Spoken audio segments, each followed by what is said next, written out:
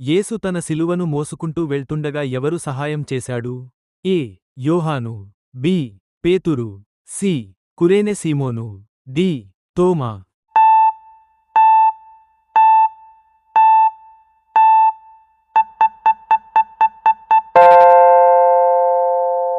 Correct answer C. కురేనె సీమోను. యేసును సిలువ వేయాలని జనసమూహం ఎదుట ఎవరు తీర్పు ఇచ్చాడు? ఏ. హెరోదు. బి. పిలాతు. సి. కయాఫా. డి. పేతురు. కరెక్ట్ ఆన్సర్ చూద్దాం.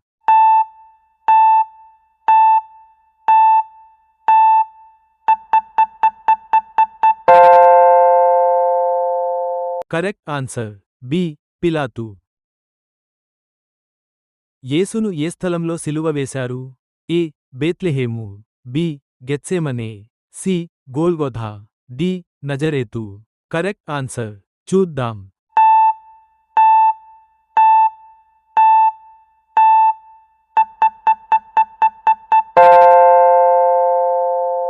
Correct answer C. గోల్గొథా.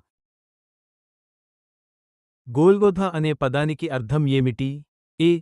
పవిత్ర స్థలం. బి. శాంతినగరం. సి. కపాలస్థలం. డి. రాజమందిరం. జవాబు చూద్దాం.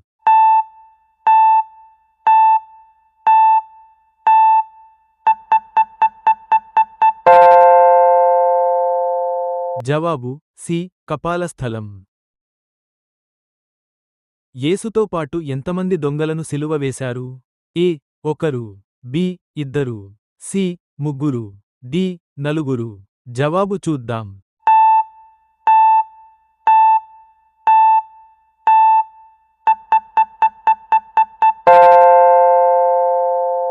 జవాబు బి. ఇద్దరు. యేసు సిలువపై చెప్పిన చివరి మాటలలో ఒకటి ఏమిటి? ఏ. నన్ను అనుసరించుడి. బి. సమాప్తమాయెను. సి. భయపడకుడి. డి. శాంతి మీకుండును. కరెక్ట్ ఆన్సర్ చూద్దాం.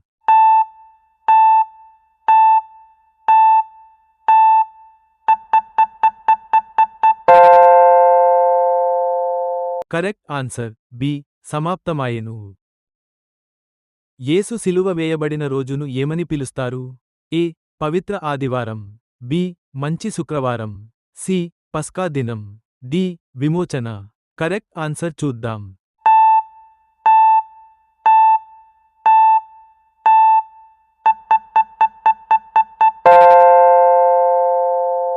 Correct answer B. మంచి శుక్రవారం.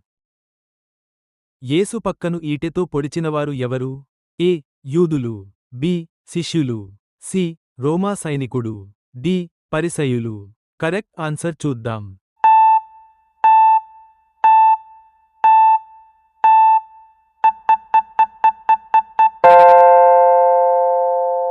Correct answer C. రోమా సైనికుడు. సిలువ క్రింద యేసు తల్లియైన మరియతో ఉన్న శిష్యుడు ఎవరు? ఏ. పేతురు. బి. యాకోబు. సి. యోహాను. డి. అండ్రేయ. కరెక్ట్ ఆన్సర్ చూద్దాం.